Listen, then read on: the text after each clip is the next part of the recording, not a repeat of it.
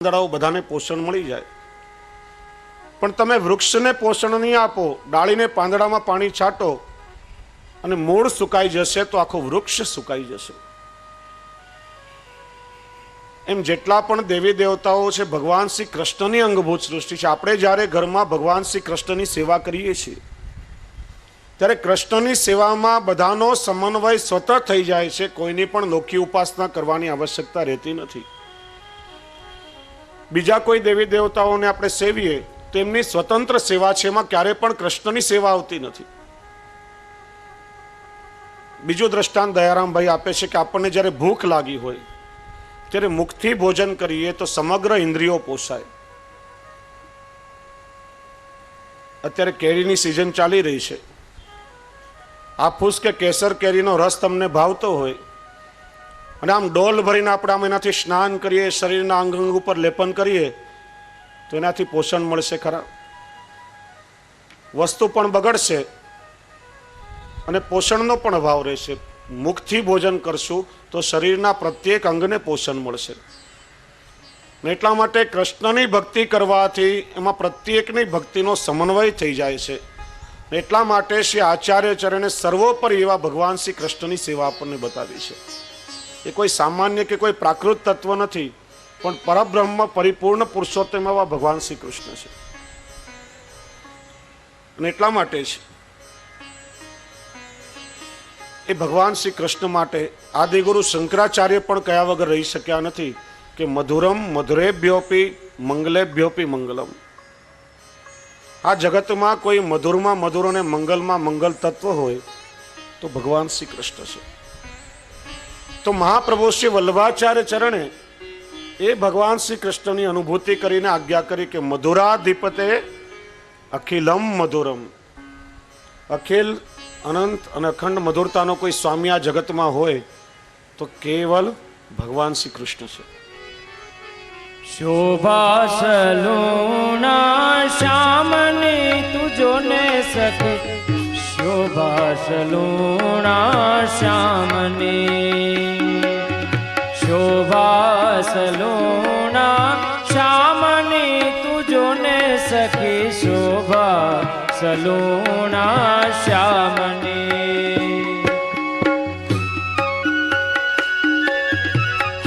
યાદ રહ્યું કયું તાળ વગાડવાનું છે? આનંદની વાત છે. ભાવથી બધા સાથે ગાઓ. વિષ્ણુ કોટી કંદર્પ લજાવે નું મુખડું, કોટી કંદર્પ લાવણ્ય, કરોડો કામદેવો પણ જેની શોભા જઈને લજ્જિત થઈ જાય એવા ભગવાન શ્રી કૃષ્ણ છે.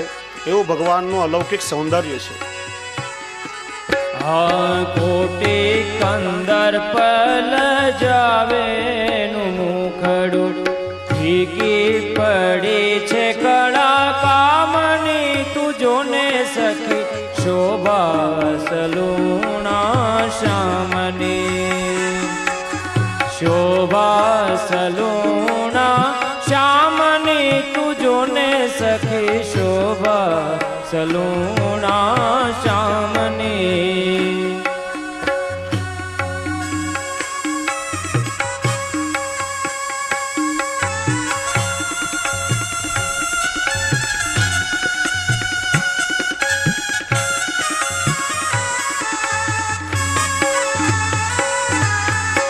સદગુણ સાગર નટવર નાગર,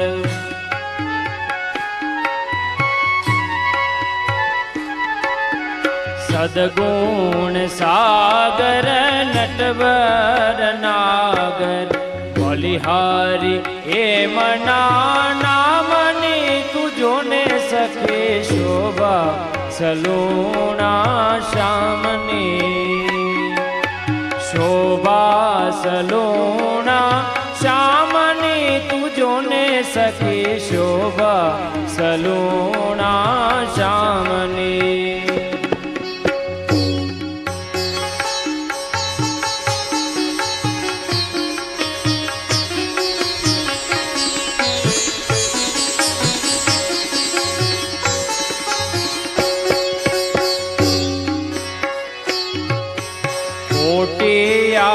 ભૂષણનું એ રે ભૂષણ.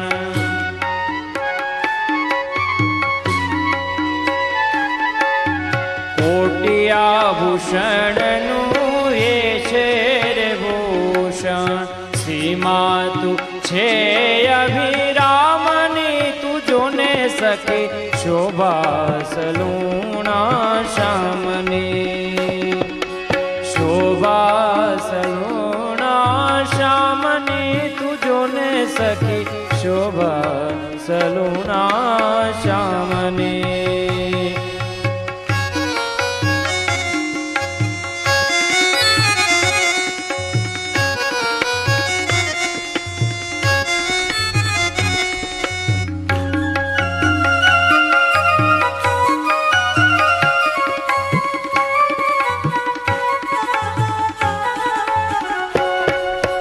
જે ઓળખે તેને સાર સર્વાનો.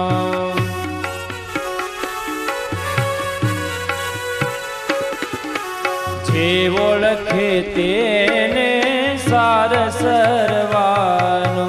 બીજી વસ્તુ નથી કામની, તું જોને સખી શોભા સલુણા શ્યામની.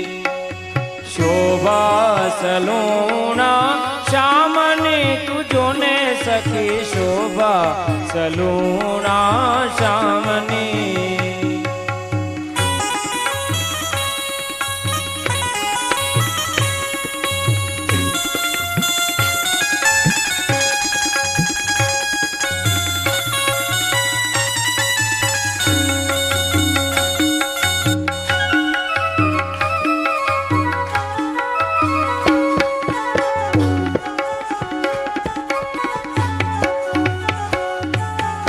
અનુપમ એ અલબેલો છે રસિયો.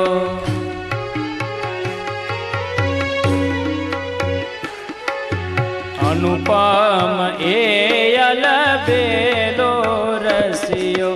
જીવન મૂડી છે દયા રામની, તું જોને સખી શોભા સલુણા શ્યામની. શોભા સલુણા શ્યામની, તું જોને સખી શોભા સલુણા શ્યામની. શોભા સલુણા શ્યામની, તું જોને સખી શોભા સલુણા શ્યામની. શોભા સલુણા શ્યામની. શોભા સલુણા શ્યામની. ભગવાન શ્રી કૃષ્ણ માટે શિક્ષાપત્રમાં પણ અવારનવાર આ શબ્દ પ્રયોગ થયો છે. કોટી કંદર્પ લાવણ્ય યુક્ત એવા પુષ્ટિ પુરુષોત્તમ પ્રભુ છે. કરોડો કામદેવ પણ જેના સ્વરૂપનું દર્શન કરીને લજ્જિત થઈ જાય તો આ જગતમાં બીજી સુંદરતા એની સમકક્ષ કેવી રીતે હોઈ શકે? રહીમજી જેવા એક મુસલમાન ભક્ત કવિ પણ કહે છે કે પ્રિયતમ છબી નૈનન બસી પર છબી કહા સમાય, ભરી સરાય રહીમ લખી આપ પથિક ફિર જાય. કોઈ મુસાફિર હોય, પ્રવાસી હોય, ધર્મશાળા પાસે આવે ને દરવાજા પર જ ખબર પડે કે આમાં તો ઘણા બધા પ્રવાસીઓ છે, બધા જ ઓરડા ભરેલા છે, જગ્યા ખાલી નથી, દરવાજાથી જ પાછો ફરી જાય. પ્રિયતમ છબી નૈનન બસી પર છબી કહા સમાય. ભગવાન શ્રી કૃષ્ણની સુંદરતા જેના નયનોમાં વસી ગઈ હોય એમાં બીજી કોઈ સુંદરતા તો આવવાનું કારણ જ રહેતું નથી. જગત આખાની સુંદરતા એની સામે તુચ્છ લાગે છે. એટલા માટે દયારામભાઈ ચંદ્રાવડામાં કહે છે કે શ્રી પુરુષોત્તમને પરહરી જેનું અન્ય અમરે મન મોહે, તે કામ દુધા મળી મૂકીને મહિષીનું પય પહે. જેને કામધેનુ ગાય મળી ગઈ હોય, જેના ઘરમાં કામધેનુ ગાય હોય, એ કામધેનુ ગાયનું દૂધ છોડી ને પેલી પાડીનું દૂધ દોહવા જાય તો એને શું મળવાનું હતું? એમ ભગવાન શ્રી કૃષ્ણને છોડી અને અન્ય દેવી દેવતાઓની ઉપાસના કરશે તો એની દશા પણ એના જેવી જ થશે. અને એનું નામ જ છે કૃષ્ણ. કર્ષતિ આકર્ષતિ ઇતિ કૃષ્ણ. સહજમાં જ આપણા ચિત્તનું આકર્ષણ કરે. જાણે અજાણે પણ એકવાર એના સ્વરૂપ ઉપર દ્રષ્ટિ પડી ગઈ હોય તો આપણા ચિત્તનું આમ જાણે આકર્ષણ થઈ ગયું હોય, દ્રષ્ટિ ત્યાંથી ખસે જ નહીં. જેને ભગવાન શ્રી કૃષ્ણની લીલાઓનું દર્શન કર્યું, શ્રવણ કર્યું, જેને કંઈક ભગવદ લીલાનો અનુભવ થયો, એ કૃષ્ણાકાર બની જાય, કૃષ્ણમય બની જાય અને કૃષ્ણને ગાયા વગર પણ રહી શક્યા નથી. આદિ ભક્ત કવિઓથી લઈ અને અર્વાચીન સમયના બુદ્ધિજીવીઓ પણ જેણે જેણે કૃષ્ણનું દર્શન કે શ્રવણ કર્યું એ કૃષ્ણની ભક્તિથી પરિપ્લાવિત થયા વગર રહી શક્યા નથી. ભક્ત કવિ રસખાનજી, જેને પ્રભુ ચરણોની કૃપાથી વ્રજ અને વ્રજ લીલાઓનો અનુભવ થયો હતો, કેટલું સુંદર એમણે પદ ગાયું કે જાકો શેષ મહેશ ગણેશ દિનેશ સુરેશ જાય નિરંતર ધ્યાવે, આદિ અનાદિ અનંત ખંડ છેદ ભેદ સુવેદ બતાવે, નારદ તે સુખ વ્યાસ રટે પછી હારી ગયે પુની પાર ન પાવે, તાહી અહિર કી છોહરિયા છછિયા ભર છાછ પે નાચ નચાવે. શેષ એટલે 1000 ફણાઓ વાળા શેષનાગ, મહેશ એટલે શિવજી, ગણેશ એટલે ગણપતિ, દિનેશ એટલે સૂર્ય, સુરેશ એટલે ઇન્દ્ર. આ બધા દેવતાઓ જે પરબ્રહ્મ પૂર્ણ પુરુષોત્તમનું નિરંતર ધ્યાન ધરતા હોય છે. વેદો ઉપનિષદો જેને નેતિ નેતિ કરીને પોકારે છે કે જેના ગુણો ગાવાનું અમારામાં પણ સામર્થ્ય નથી. નારદજીથી લઈને વ્યાસજી અને સુખદેવજી જેવા પરમહંસો જેના ગુણો કથતા કથતા થાકી જાય પણ એના ગુણોનો કોઈ પાર આવે એમ નથી. એક ભોળી વ્રજની આહિરની કન્યા સામે થોડીક છાસ માટે દીન બનીને ઠુમક ઠુમક નૃત્ય કરી રહ્યા છે. પ્રભુની આ કેટલી અનુપમ લીલા છે. અને પ્રત્યેક લીલાઓમાં ભગવાન શ્રી કૃષ્ણનું કેટલું અદ્ભુત અને અનુપમ સૌંદર્ય પ્રગટ થાય છે. એ ભગવાન શ્રી કૃષ્ણમાં યશોદાના ઉત્સંગમાં ખેલતા હોય કે કોઈ ગોપીને ત્યાં જઈને માખણની ચોરી કરતા હોય, પલનામાં ઝૂલી રહ્યા હોય કે કોઈ ગોપીના દોરડેથી બંધાઈ રહ્યા હોય, કદમના વૃક્ષ નીચે ઠાડા રહી અને વેણુનાદ કરતા હોય કે કુરુક્ષેત્રમાં અર્જુનને ગીતાનો ઉપદેશ આપતા હોય, કે ગૌચારણ કરી રહ્યા હોય, ગાયોને ચરાવી રહ્યા હોય કે પછી ગોવર્ધન પર્વતને ધારણ કરી રહ્યા હોય. એ ગોપીઓનું ચીર હરણ પણ કરી શકે અને દ્રૌપદીના ચીર પૂરી પણ શકે. અને એટલા માટે એમને કહ્યું છે કર્તુમ અકર્તુમ અન્યથા કર્તુમ એવા સર્વ સમર્થ આપણા પુષ્ટિ પુરુષોત્તમ પ્રભુ છે. એક કાલ વિચ્છન અનેક લીલાઓ ઠાકોરજી કરી શકે છે. પ્રત્યેક લીલાઓમાં ભગવાન શ્રી કૃષ્ણનું અદ્ભુત માધુર્ય પ્રગટ થાય છે. એમના નામમાં પણ મધુરતા, સ્વરૂપમાં પણ અનુપમ માધુર્ય અને લીલાઓમાં પણ અલૌકિક માધુર્ય પ્રગટ થાય છે. અને એટલા માટે એવા ભગવાન શ્રી કૃષ્ણની અનુભૂતિ કરી આજના આધુનિક સમયમાં આજનો બુદ્ધિજીવી કવિ કૃષ્ણ દવે પણ એ કૃષ્ણને ગાયા વગર રહી શક્યો નથી. આધુનિક સંદર્ભ, કોમ્પ્યુટર, ઇન્ટરનેટ, વેબસાઇટ આ બધું લઈ અને કેટલું સુંદર કૃષ્ણ ભક્તિનું દર્શન કરાવ્યું છે. એમાં પ્રત્યેક પાસાઓને આવ્યા છે કે વાંસલડી.com, મોરપીછ.com વૃંદાવન આખું, મારા કાનજીની વેબસાઇટ એટલી વિશાળ કે કયા કયા નામ એના રાખું. ધારો કે મીરાબાઈ.com રાખીએ તો રાધા રીસાઈનું શું, અને વિરહી ગોપીનું ગીત એન્ટર કરીએ તો ફ્લોપી ભીંજાયેનું શું. પ્રેમની આ ડિસ્કમાં તો એવી એવી વાનગી કે કોને છોડું ને કોને ચાખું. મારા કાનજીની વેબસાઇટ એટલી વિશાળ કે કયા કયા નામ એના રાખું. પછી કવિ કહે છે કે ગીતાજી.com એકલું ઉકેલવામાં ઉકલી ગઈ પંડિતની જાત, અને જાત બળી જાય છતાં ખ્યાલ ના રહે એ જ માણી શકે પૂનમની રાત. ભગવાન સાથે રાસનો અનુભવ કરવો હોય તો પોતાનું અસ્તિત્વ મિટાવી દેવું જોઈએ, વિસરાઈ જવું જોઈએ, તો જ એનો અનુભવ થાય. જાત બળી જાય છતાં ખ્યાલ ના રહે જ માણી શકે પૂનમની રાત. તુલસી મીરા સુર નરસૈયો થઈએ તો ઉકલે છે કંઈક ઝાખું ઝાખું. મારા કાનજીની વેબસાઇટ એટલી વિશાળ કે કયા કયા નામ એના રાખું. ને છેલ્લે કવિ બહુ સરસ કહે છે કે એ જ મને પાસવર્ડ મોકલી શકે જેના સ્ક્રીન ઉપર નાચે છે શ્યામ, અને એને શું વાયરસ ભૂસી શકે જેના ચીર પૂરી આપે ઘનશ્યામ. ઇન્ટરનેટ ઉપર એ થનગન તો આવે હું કોઈ દી વિન્ડો ન વાખું. મારા કાનજીની વેબસાઇટ એટલી વિશાળ કે કયા કયા નામ એના રાખું. કૃષ્ણ તત્વ જેટલું અલૌકિક છે કે એનું વર્ણન એક જીવાથી જીવ કરી શકે નહીં. અને એટલા માટે જ શ્રી આચાર્ય ચરણ આજ્ઞા કરે છે કે પ્રાકૃતા સકલા દેવા ગણિતાનંદ કમ બૃહત પૂર્ણાનંદો હરિસ્તસ્માત કૃષ્ણ એવા ગતિર્મમ. બધા જ દેવી દેવતાઓ પ્રાકૃત છે, એમનો આનંદ ગણિતાનંદ છે, ગણી શકાય તેટલો છે, ક્યારે ને ક્યારે સમાપ્ત થઈ જાય છે. એકમાત્ર ભગવાન શ્રી કૃષ્ણ પૂર્ણાનંદ છે. અને શ્રુતિ વાક્ય પણ છે એક વિજ્ઞાનેન સર્વ વિદિતમ ભવતી, કે સર્વ દેવતાઓ હરિના જ અંગભૂત છે. અને એટલા માટે શ્રી આચાર્ય ચરણ સમજાવે છે કે ભગવાન અગણિતાનંદ કહેવાય છે, એના ગુણોનું ક્યારે કોઈ પાર પામી શક્યું જ નથી. ભગવાન પોતે અગણિતાનંદ છે અને એટલા માટે જીવને પૂર્ણાનંદનું દાન પણ કરી શકે છે. પૂર્ણત્વ કેવલ એક ભગવાન શ્રી કૃષ્ણમાં છે.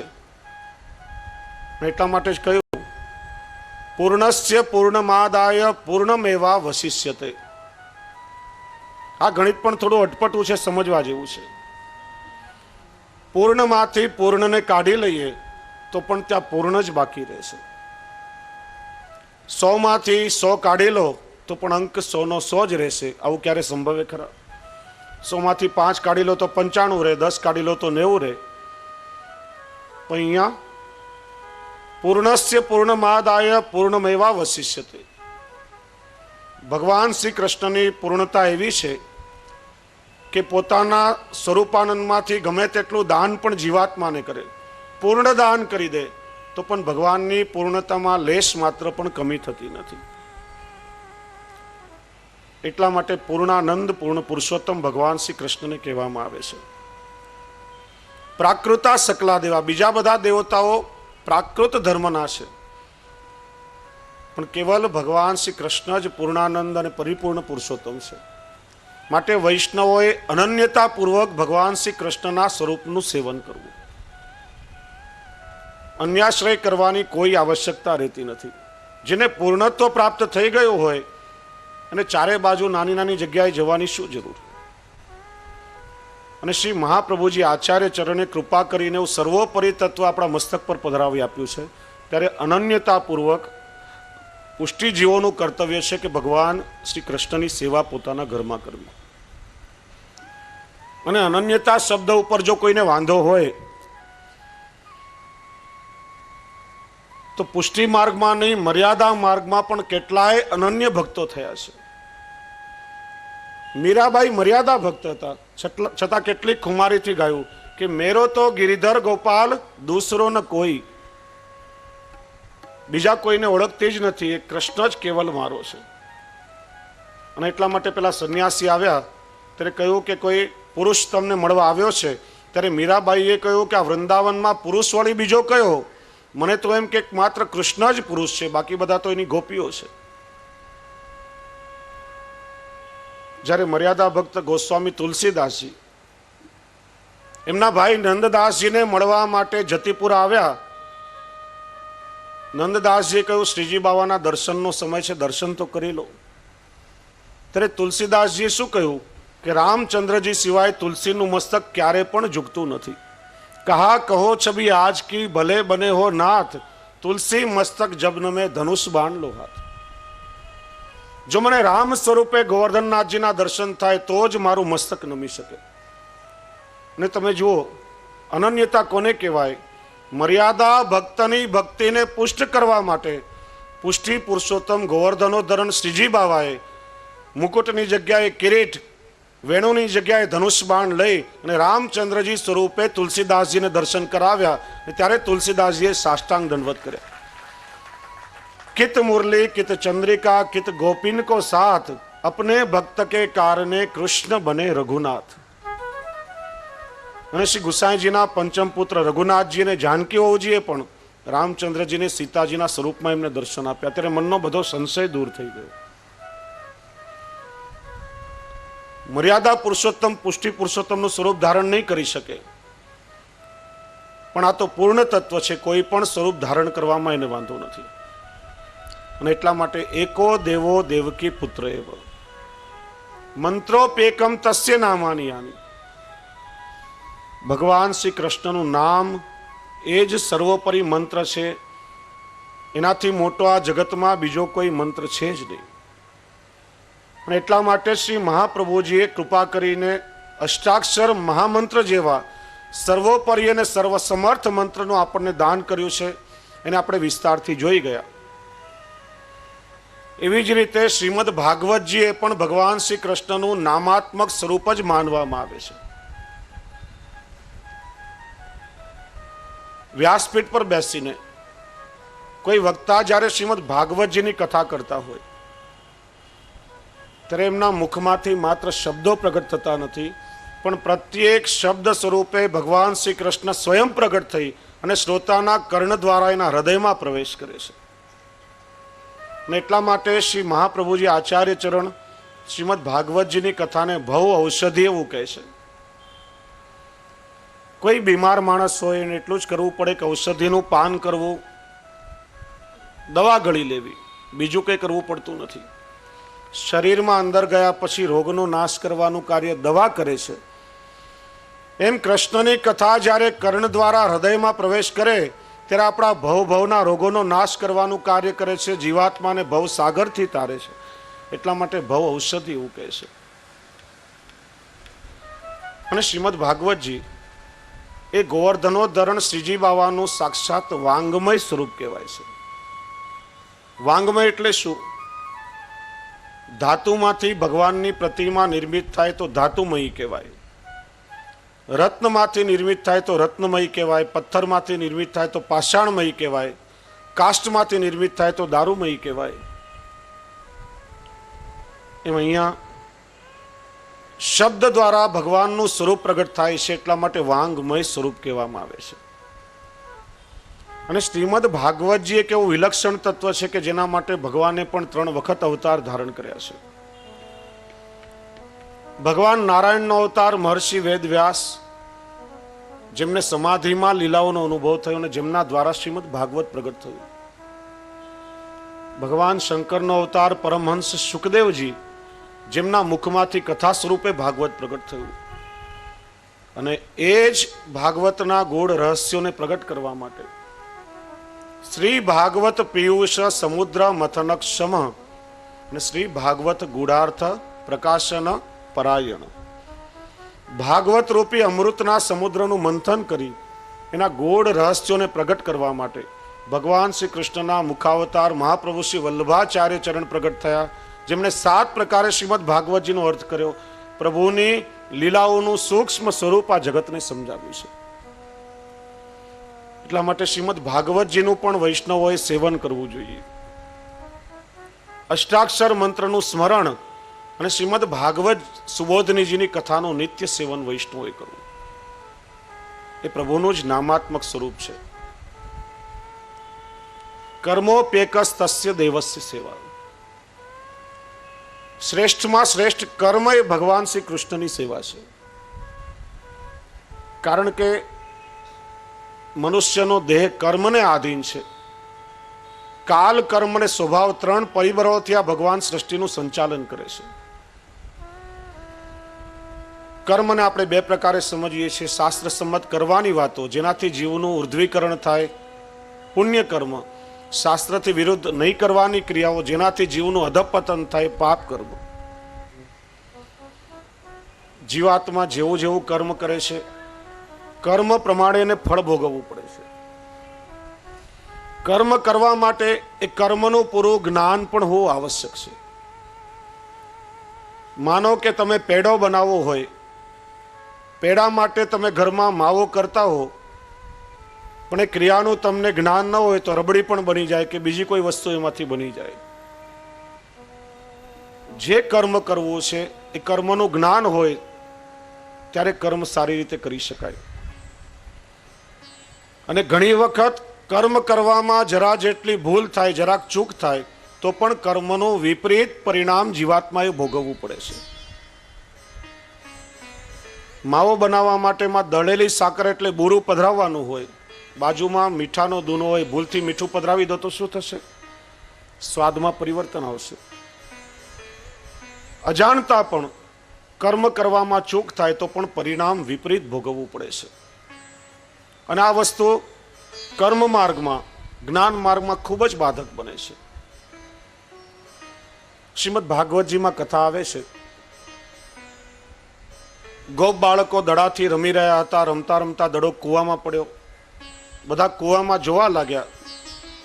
દડાની સાથે એક વિચિત્ર દ્રશ્ય જોવું. એક બહુ મોટો કાચીડો એ કૂવામાં હતો તો કાચીડો, પણ એના શરીરમાંથી સુવર્ણની જેમ કાંતિ પ્રસરી રહી હતી. સોના જેવું તેજ જગારા મારી રહ્યું હતું. આવો કાચીડો પેલા કોઈએ ક્યારે જોયેલો નહીં. બધાને આશ્ચર્ય થયું. પૂછ્યું, ભાઈ તું કોણ? કાચીડાએ પોતાની પૂર્વની કથા કહી કે પૂર્વના સમયમાં હું નૃગ નામે રાજા હતો. મને ગાયોનું દાન કરવામાં પુષ્કળ પ્રસન્નતા મળતી. મારા જીવનમાં મેં અસંખ્ય ગાયોનું દાન કર્યું હશે. કદાચ ધરતી ઉપર રેતીની કણો હશે એટલી ગાયોનું મેં દાન કર્યું હશે. કદાચ આકાશમાંથી મેઘની ધારાઓ વરસી હશે એટલી ગાયોનું મેં જીવનમાં દાન કર્યું હશે. તમે વિચારો કે આપણે ત્યાં એક ગૌદાન કરવાનું કેટલું મહાત્મ્ય બતાવ્યું છે. તો જેણે આટલી અસંખ્ય ગાયોનું દાન કર્યું હોય એને ઇન્દ્રાસન મળવું જોઈએ, મોક્ષ મળી જવું જોઈએ. કાચીડો કેમ થયો? એને પોતાની આત્મકથા આગળ કહી કે એકવાર ગાયનું દાન કરવામાં મારાથી જરા જેટલી ચૂક થઈ ગઈ. એક ગાયનું દાન મેં એક બ્રાહ્મણને આપ્યું. એ ગાય ત્યાંથી એ ટોળામાંથી ભાગીને આવીને મારી બીજી ગાયોના ટોળામાં ભેગી થઈ ગઈ. એ જ ગાયનું દાન ભૂલથી મેં બીજા બ્રાહ્મણને આપી દીધું. બંને બ્રાહ્મણો આપસમાં લડવા લાગ્યા કે રાજાએ ગાય મને દાનમાં આપી છે એટલે મારી છે. બીજો કહે કે આ ગાય મને દાનમાં મળી એટલે મારી કહેવાય. રાજા કહે કે મેં એમને ખૂબ સમજાવ્યા કે તમે એક ગાય માટે લડો છો, એક ગાયના બદલામાં હું તમને હજાર હજાર ગાય દાનમાં આપું. પણ કોણ જાણે મારું નસીબ વાંકું હશે, પેલા બંને માન્યા નહીં અને મને શ્રાપ આપ્યો કે રાજા તું દાન તો કરે છે પણ એ દાન કરવાનો વિવેક તારામાં નથી, માટે કાચીડો બની જા. અને શ્રાપનું પરિણામ હું ભોગવી રહ્યો છું. જરા જેટલી ભૂલ પણ કર્મના પરિણામમાં વિપરીતતા લાવી શકે છે. અને આપણે એવું માનીએ કે આ જન્મમાં જે કોઈ કર્મો કર્યા હોય એનું ફળ ભોગવીને આ જન્મમાં જ મોક્ષ મળી જશે. તો કર્મનો સિદ્ધાંત જુદો કહે છે. આપણે ત્યાં હિન્દુ ધર્મ પુનર્જન્મમાં માને છે. ઘણી વખત કરેલા કર્મોનું ફળ ભોગવવા જીવાત્માને અનેક જન્મ લેવા પડે છે. 84 લાખ યોનિઓ કર્મનું ફળ ભોગવવાની વ્યવસ્થા છે. મહાભારતનું યુદ્ધ પૂરું થયા પછી ધૃતરાષ્ટ્રે પણ ભગવાન કૃષ્ણને પૂછ્યું છે, ભગવાન મને હસ્તિનાપુરનું રાજ્ય, વૈભવ, સત્તા, સંપત્તિ મળી, 100 પુત્રો થયા. મારું એવું કયું કર્મ હતું જેના કારણે હું આંધળો થયો અને 100 પુત્રો મારી સામે જ ચાલ્યા ગયા? ભગવાને એને દિવ્ય દ્રષ્ટિ આપીને પોતાના પૂર્વજન્મનું સ્મરણ થવા લાગ્યું. 60 જન્મ સુધી પાછળ ગયો ત્યારે એને જોયું પોતે એક શિકારી હતો, પારધી હતો. એક વૃક્ષ નીચે થોડા કબૂતરો ચણચણી રહ્યા હતા. એ કબૂતરોને પકડવા એક બારીક લોખંડની ઝાડ ગરમ કરીને નાખી. એનાથી એક કબૂતરની આંખો ચાલી ગઈ ને 100 કબૂતરો મૃત્યુ પામ્યા. આટલું મોટું કર્મ એનાથી થયું. કર્મ થયું, એનું ફળ ભોગવવાની વ્યવસ્થા થઈ, પરિણામે આટલા જન્મો લીધા. એ જન્મોમાં જે કંઈ પુણ્ય કર્મો થયા, પુણ્ય કર્મોના ફળ સ્વરૂપે સત્તા, સંપત્તિ, રાજ્ય, વૈભવ, સિંહાસન મળ્યું, 100 દીકરાઓ થયા. એ વખતે બેલેન્સમાં રહેલું સંચિત કર્મનું ફળ પાક્યું. પોતે આંધળો થયો અને 100 દીકરાઓ એને દુઃખી કરવા માટેની સામે જ ચાલ્યા ગયા. કર્મ માર્ગ પર ચાલવું પણ સહેલું નથી. એટલા માટે શ્રી મહાપ્રભુજી સમજાવે છે, કેવલ જ્ઞાન નિરસ છે, કેવલ કર્મ કઠોર છે, ભક્તિ એ જ સરસ અને કોમલ છે. એટલા માટે જ્ઞાન માર્ગ પર ચાલનારો જીવ હોય કે કર્મ માર્ગ પર ચાલનારો જીવ હોય, એને ભક્તિનું અવલંબન તો રાખવું જ પડે છે. ભક્તિ એ સ્વતંત્ર તત્વ છે. એટલે બીજા જે કોઈ પણ કર્મો છે આપણે પોતાના માટે કરીએ છીએ અને પોતાના માટે કરેલા કર્મોનું ફળ જીવાત્માને ભોગવવું પડે છે. જ્યારે પૂર્વમાં આપણે ચર્ચા કરી કે ઠાકોરજીની સેવા આપણે આપણા સ્વાર્થ માટે નથી કરતા, ભગવત પ્રસન્નતા માટે, પ્રભુના સુખ માટે આપણે ઠાકોરજીની સેવા કરીએ છીએ. અને ઠાકોરજીની સેવા એક એવો અલૌકિક કર્મ છે કે ભગવત સેવા કરતા કરતા જીવાત્માના બીજા કર્મના બંધનો પણ કપાઈ જાય છે અને કર્મની ગતિને પણ પ્રભુ બદલી શકે છે. એટલા માટે કર્મોપ્યેકસ તસ્ય દેવસ્ય સેવા, ભગવત સેવા એ જ સર્વોપરી કર્મ છે એવું સ્વયં જગન્નાથરાયજીએ પ્રતિપાદન કર્યું છે. અને એટલા માટે ભાવપૂર્વક, શ્રદ્ધાપૂર્વક ભગવાન શ્રી કૃષ્ણની પુષ્ટિ પુરુષોત્તમ પ્રભુની આપણે સૌ ઘરમાં સેવા કરીએ છીએ. અને સેવા નિત્ય થવી જોઈએ,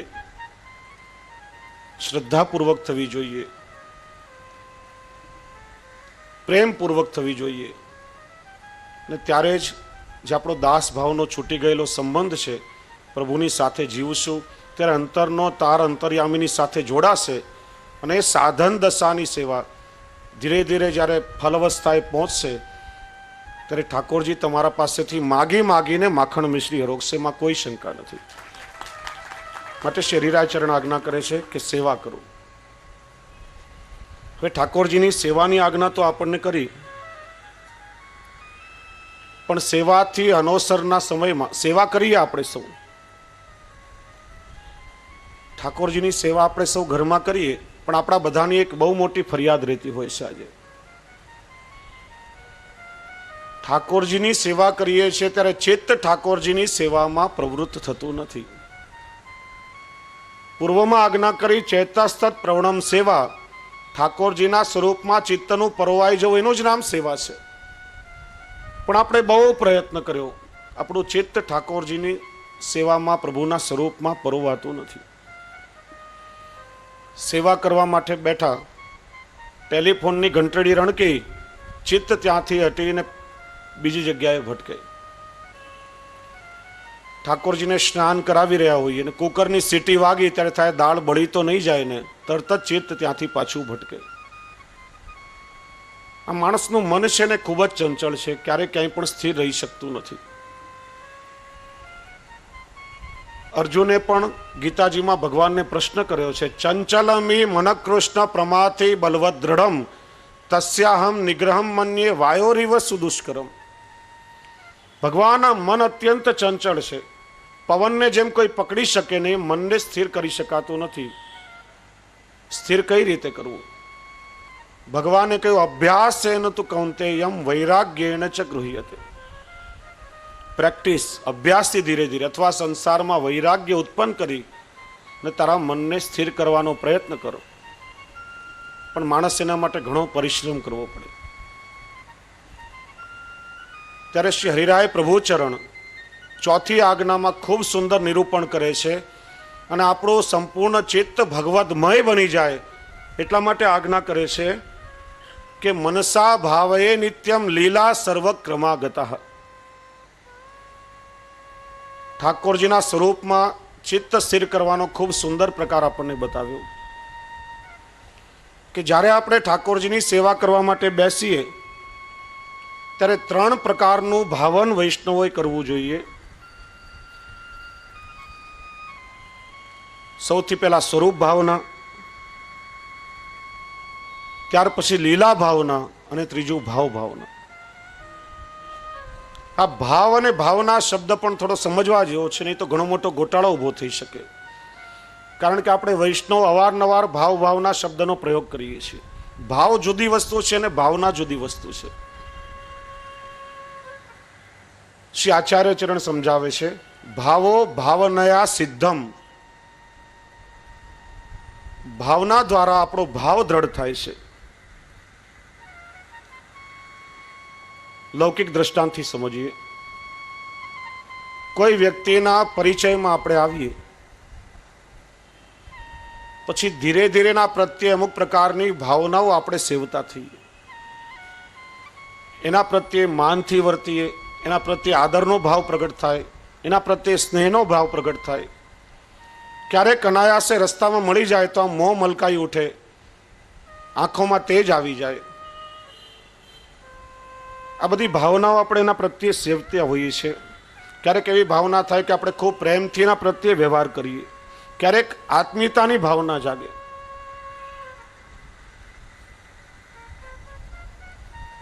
આ જે ભાવનાઓ છે, આ લાગણીનો જે બધો પિંડ બંધાય છે,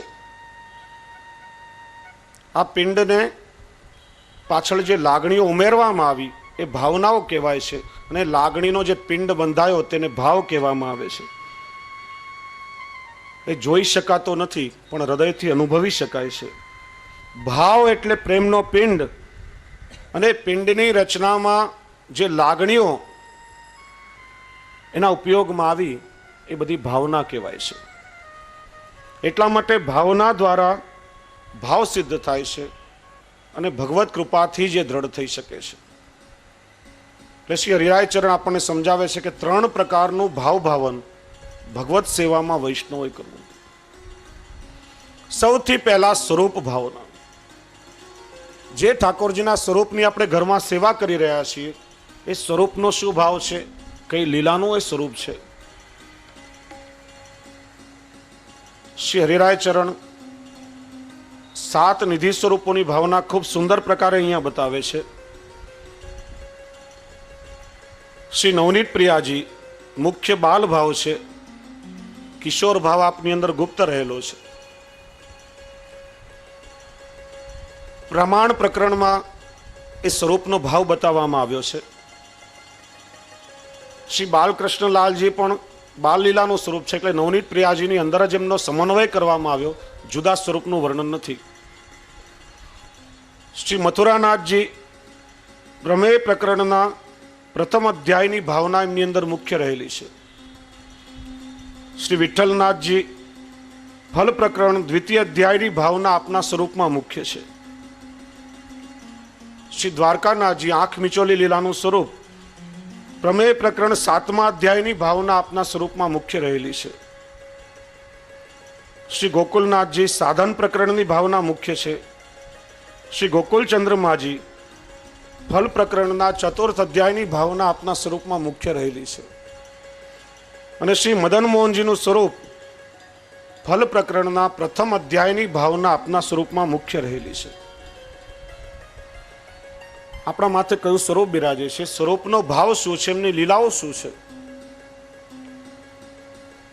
એમાં જ વૈષ્ણવ ઘણી મોટી ગડબડ ઊભી કરે છે. હું એક પ્રશ્ન પૂછું, શ્રી ગોવર્ધનનાથજીનું આપણે સ્વરૂપ સેવીએ છીએ, ગોવર્ધનનાથજીની લીલા ભાવના શું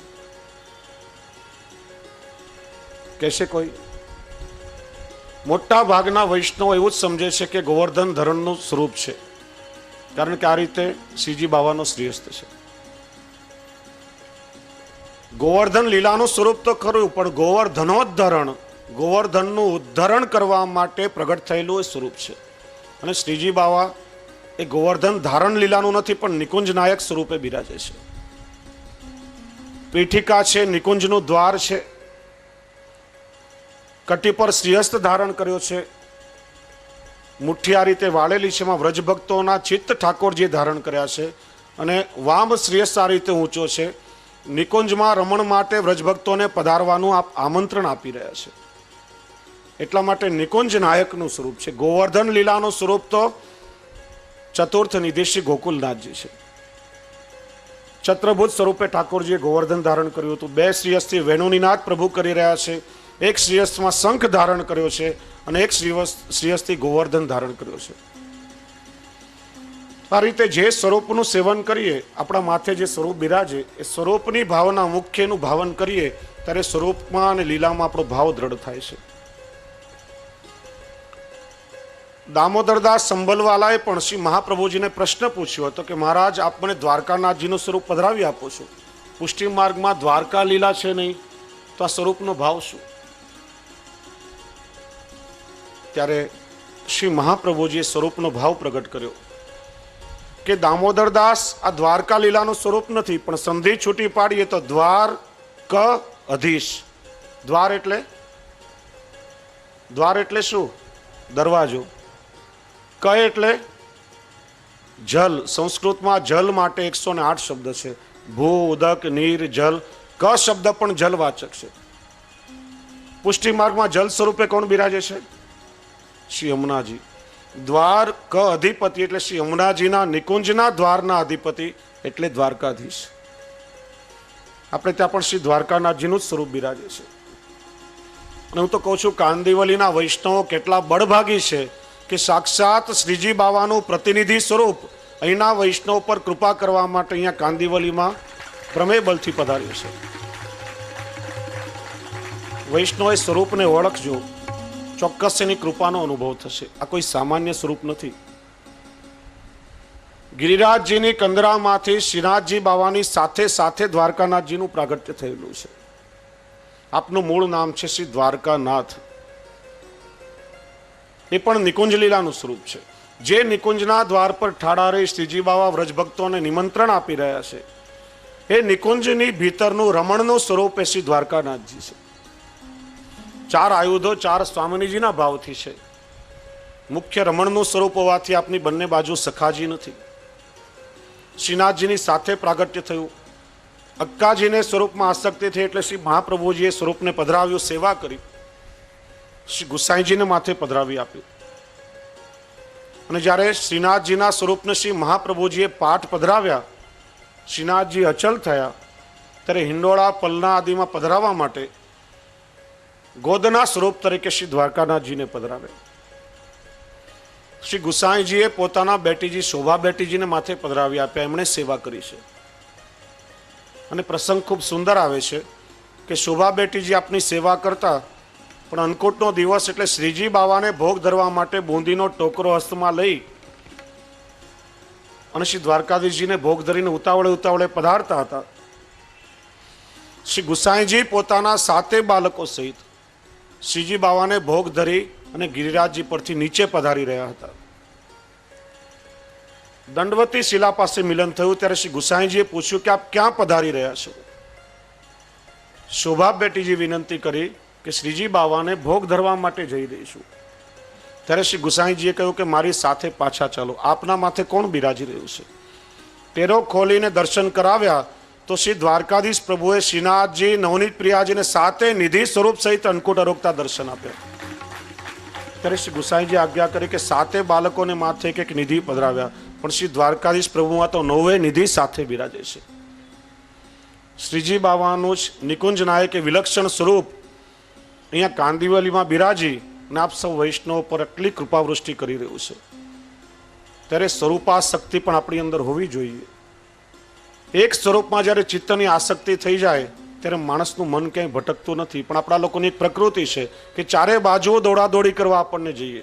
અમે જ્યારે ભુલેશ્વરમાં રહેતા હતા ત્યારે મારો અનુભવ, લગભગ 7-8 નિધિ સ્વરૂપના મંદિરો બાજુમાં, અને વૈષ્ણવોની એવી ટેવ કે દરરોજ દરેક મંદિરમાં દર્શન કરવા જવું. પછી કહેતા સાંભળીએ વૈષ્ણવને, ગોકલાધીશમાં આરતીનો અડધો આંટો કર્યો, દ્વારકાધીશમાં 2 આંટા થયા, મોટા મંદિરમાં તો આરતી ઉતરી ગઈ હતી, લાડુ બેટીજીમાં 3 આંટાના દર્શન થયા. ને આપણે ખાલી આંટા મારતા રહી ગયા. કોઈ પણ જગ્યાએ આસક્તિ થઈ નહીં અને કોઈ પણ ફલ પ્રાપ્તિ આપણને થઈ નહીં.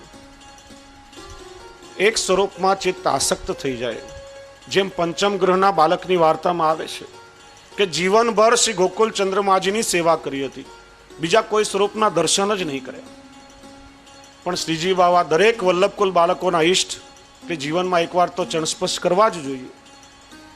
ત્યારે નાથદ્વારા જવાનો પ્રસંગ આવ્યો, ક્યારે શ્રીજી બાવાના દર્શન જ નહીં કર્યા. ત્યારે ગોકુલ ચંદ્રમાજીની જેમ વેણુજી ધારણ કરાવી ત્યારે શ્રીજી બાવા પણ હસવા લાગ્યા કે ધન્ય છે તમારી સ્વરૂપાશક્તિ. 4 બાજુ આંટા મારતા રહીશું તો કંઈ હાથમાં નહીં આવે.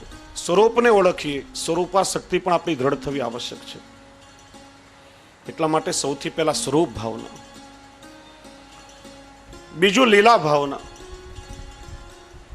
વૈષ્ણવો શ્રી ગુસાઈજી આજ્ઞા કરે છે, સદા સર્વાત્મના સેવ્યો ભગવાન ગોકુલેશ્વર સ્મર્તવ્યો ગોપિકા વૃંદઈ ક્રીડન વૃંદાવને સ્થિત. આપણે ત્યાં નિત્ય લીલામાં બે પ્રકારનું ભાવન થાય છે, એક નંદાલયની લીલા અને બીજું નિકુંજની લીલા. શરીરાય પ્રભુચરણ સમજાવે છે કે આ બંનેનું સાથે ભાવન કરવું આવશ્યક છે. કારણ કે મંદિરથી લઈને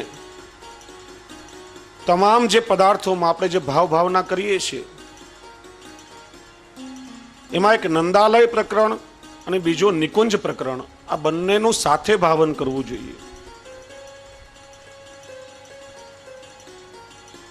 થોડું અઘરું આપણને લાગે. ચપટી વગાડીને ભલે આપણે ઠાકોરજીને જગાડીએ, પણ એ વખતે મનમાં ભાવ થાય કે નંદાલયમાં ઠાકોરજી ગાયોના કંઠના ઘંટારોથી જાગી રહ્યા છે. ખીરકમાંથી ગાયો આવી રહી છે, માથું હલાવી હલાવી ઘંટારો કરીને ઠાકોરજીને જગાડી રહી છે, ને એ જ ભાવથી આપણે ત્યાં ઘંટાનાદ થાય છે. સાથે સાથે નિકુંજમાં ઠાકોરજી જાગે છે પક્ષીઓના કલરવથી. પક્ષીઓના કલરવના ભાવથી આપણે ત્યાં શંખનાદ થાય છે. નંદાલયની સેવા છે બાલ ભાવની સેવા છે, અને નિકુંજનો ભાવ એ કિશોર ભાવ એમાં મુખ્ય છે. ઠાકોરજીને જગાડીએ, મંગલ ભોગ ધરીએ, છગન મગન પ્યારે લાલ કીજીએ કલેવા, અને એ વખતે સાથે સાથે ખંડિતાના પદો પણ બોલાય. સાંજ કે સાચે બોલ તિહારે, પ્રભુ આજ કઈ સખીને નિકુંજમાંથી પધારી રહ્યા છો, મસ્તકની લડો વિખાઈ રહી છે. ત્યારે ભાવમાં જે પલટો આવે એ વિચારણીય છે. પણ એ રીતે જો આપણે ટેવ પાડીએ, નંદાલયનો ભાવ અને સાથે સાથે નિકુંજ લીલાનો પણ ભાવ, અને મંગળાથી શયન પર્યંત જે સમયની આપણે સેવા પહોંચતા હોઈએ, પ્રત્યેક સમયની લીલાનું મનમાં ભાવન કરવું.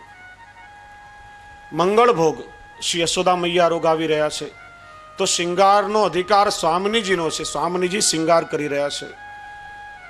ઉત્થાપનનો સમય થાય ત્યારે મનમાં ભાવન થવું જોઈએ કે ઠાકોરજી ગૌચારણ કરાવી રહ્યા છે, અને પુલિંદીજીઓ કંદમૂલ ફલાહાર આદિ સામગ્રી ઠાકોરજીને રોગાવી રહી છે. તો સંધ્યા આરતીના સમયે બલરામજી સહિત ઠાકોરજી ગૌચારણ કરીને પધારી રહ્યા છે, અને લાલાને કોઈની નજર ન લાગે એટલા માટે માં યશોદાજી યુગલ સ્વરૂપ દઉં ભાઈ, બંને ભાઈઓની નજર ઉતારવા માટે આરતી ઉતારી રહ્યા છે. તો શયનનો પ્રકાર નંદાલય અને સ્વામિનીજીની નિકુંજ બંનેનો સાથે છે. લીલા ભાવના એ સાથે શ્રી હરિરાયજી સમજાવે છે નિત્યની લીલાનું ભાવન કરવું, અને જન્માષ્ટમી પર્યંત આખા વર્ષના જે ઉત્સવ આવે, ગઈકાલે આપણે સાંજે શ્રવણ કર્યું પ્રશ્નોત્તરીમાં, પ્રત્યેક ઉત્સવનો એક વિશિષ્ટ ભાવ છે.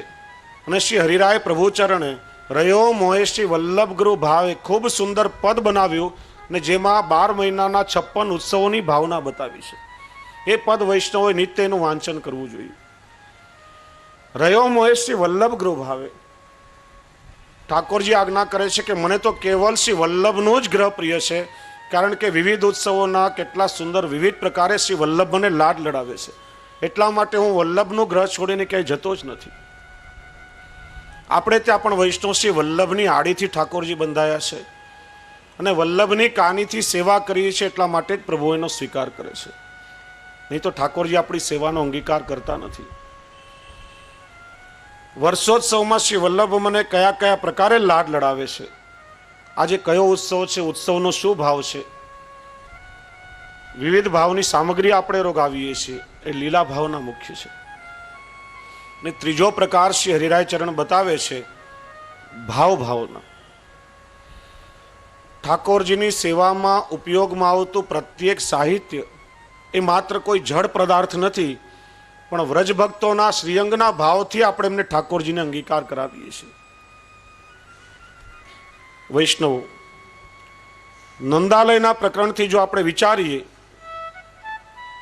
તો મંદિર હવેલી એ નંદાલય છે, સિંહાસન એ શ્રી યશોદાજીનું સ્વરૂપ છે, ગાદી અને તકિયા એ શ્રી યશોદાજીની ગોદ અને વક્ષસ્થલનો ભાવ છે, અને સાથે સાથે જો નિકુંજનો પ્રકાર વિચારીએ, નિકુંજના પ્રકરણથી સમજીએ તો હવેલી નંદાલય, હવેલી મંદિર એ શ્રી સ્વામિનીજીની નિકુંજ છે. સિંહાસન એ સ્વામિનીજીનું સ્વરૂપ છે અને ગાદી અને તકિયા એ સ્વામિનીજીની ગોદ અને વક્ષસ્થલનું સ્વરૂપ છે. ઠાકોરજીને આપણે દર્પણ દેખાડીએ શિંગાર કરીને, તો એ દર્પણ સ્વામિનીજીના હૃદયથી આપણે ઠાકોરજીને બતાવીએ છીએ. અને કેટલો સુંદર ઠાકોરજીને આલિંગન આપવાનો પ્રકાર છે. વૈષ્ણવને સીધો અધિકાર નથી કે આપણે ઠાકોરજીને આપણા હૃદયથી આમ ચાપી શકીએ.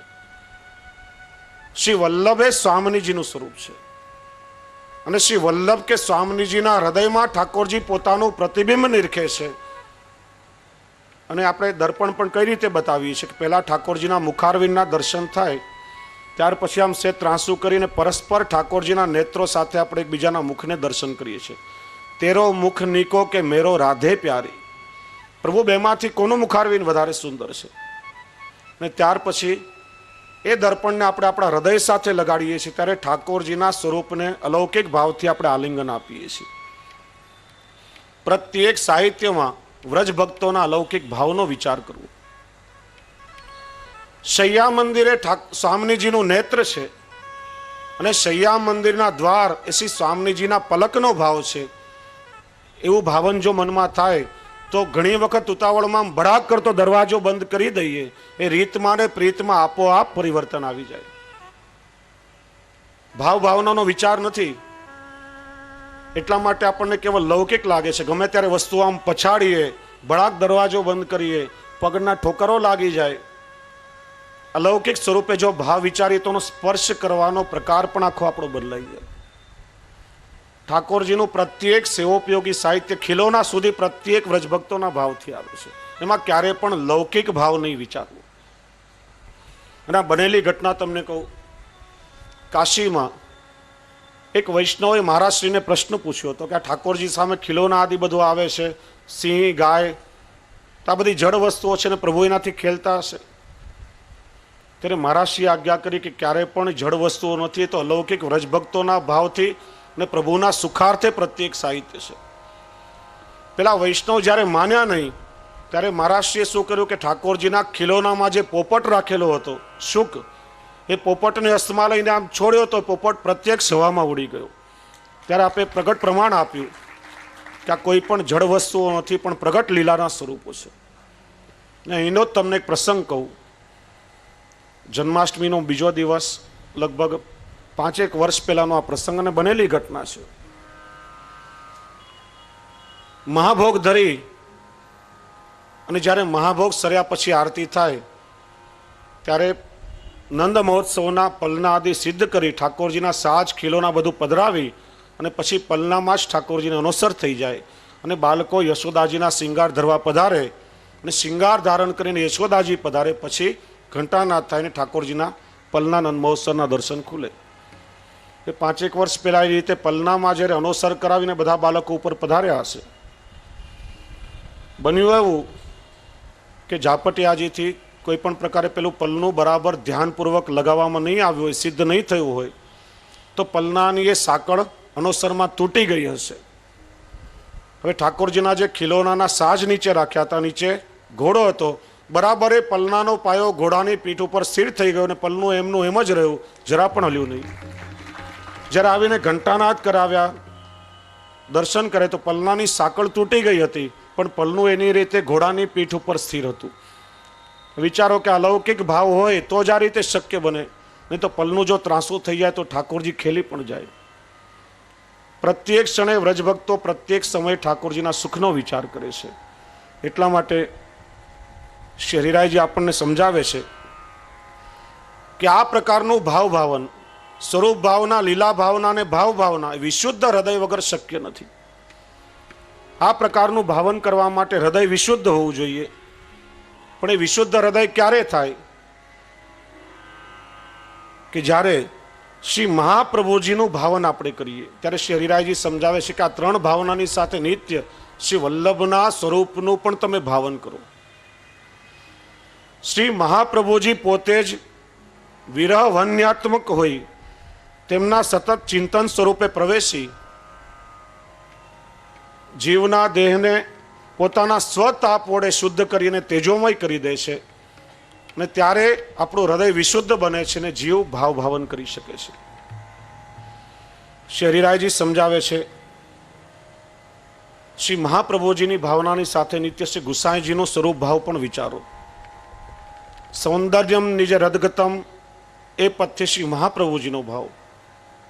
સાયમ કુંજાલય સ્થાસન મુપવિલસત સ્વર્ણ પાત્રમ સુધવતમ એ મંગલાચરણથી શ્રી ગુસાઈજીના સ્વરૂપનું વર્ણન ચિંતન કરું.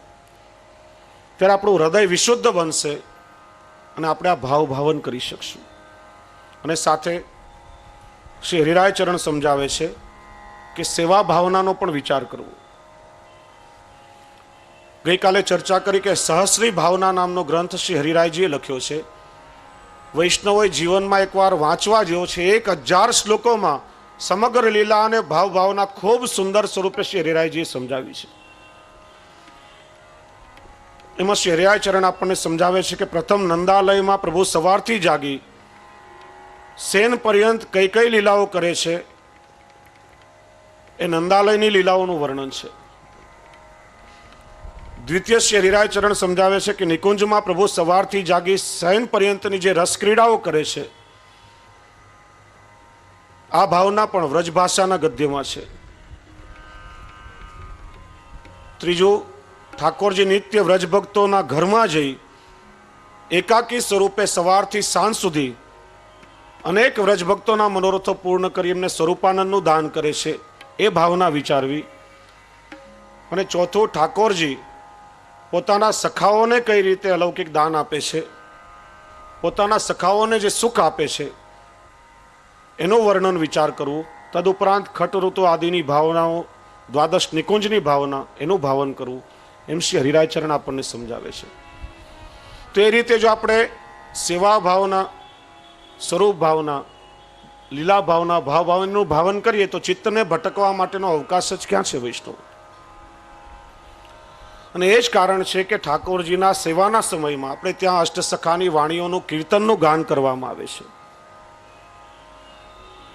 કારણ કે કીર્તન સ્વરૂપે જે લીલા ગુણગાન થાય, શ્રવણ કરીએ ત્યારે શ્રવણ કરતાને સાથે ગાન કરતી વખતે આપણું ચિત્ત સંપૂર્ણ ઠાકોરજીની લીલામાં પરોવાઈ જાય છે. અષ્ટસખાની વાણી જેનાથી ઠાકોરજી પ્રસન્ન થાય છે, માત્ર કોઈ કવિની કલ્પના કે કેવલ લૌકિક ભાવો નથી, પણ અષ્ટસખાની વાણી એ અનુભવની વાણી કહેવામાં આવે છે.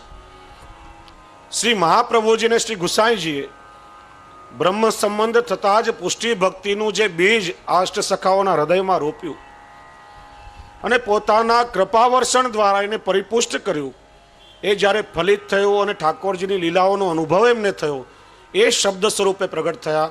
એનો પુષ્ટિ માર્ગમાં આપણે સૌ કીર્તન ગાન કરીએ છીએ. નહીં તો સૂરદાસજીને નેત્રો નહીં હતા. એકવાર શ્રી ગિરધરજી અને શ્રી ગોકુલનાથજી ચતુર્થ કુમાર એમણે વિચાર કર્યો કે સૂરદાસજીને નેત્રો નથી, છતાં પણ શ્રીજી બાવાએ જેવા શિંગાર ધારણ કર્યા હોય એવા સ્વરૂપનું વર્ણન કરે છે. પરીક્ષા કરવી જોઈએ. એકવાર ઉષ્ણકાળના દિવસો હતા. શ્રીજી બાવાએ તનિયો ધરાવ્યો હતો, અંગ વસ્ત્ર થઈ રહ્યું હતું, કેવલ એક કંઠેસરે શ્રીકંઠમાં ધારણ કરી હતી. सूरदास जी ने पूछो कि बाबा कहो आज श्रीजी बाबा ने कौन से श्रृंगार धारण किए? ત્યારે सूरदास जी पद गायो कि आज देखेरी हरिमाई नंगम नंगा जलसुत भूषण अंग विराजत वसन हीन छवि उठत तरंगा। ત્યારે શ્રી ગુસાઈજી આજ્ઞા કરી કે બાવા ભક્તોની ક્યારે પણ પરીક્ષા કરવી જોઈએ નહીં, કારણ કે નેત્રથી નહીં ઠાકોરજી હૃદયથી લીલાઓનો અનુભવ કરાવે છે. એટલા માટે અષ્ટસખાઓની વાણી એ માત્ર કાવ્ય કે કવિતાઓ શબ્દો નથી, પણ અનુભૂતિની વાણી છે. અને એ કીર્તનોનું જ્યારે આપણે શ્રવણ કરીએ ઠાકોરજીની સેવાના સમયમાં, ત્યારે સ્વતઃ આપણું ચિત્ર ભગવત લીલામાં પરોવાઈ જાય છે. ભજ સખી ભાવ ભાવિત દેવ, ભજ સખી ભાવ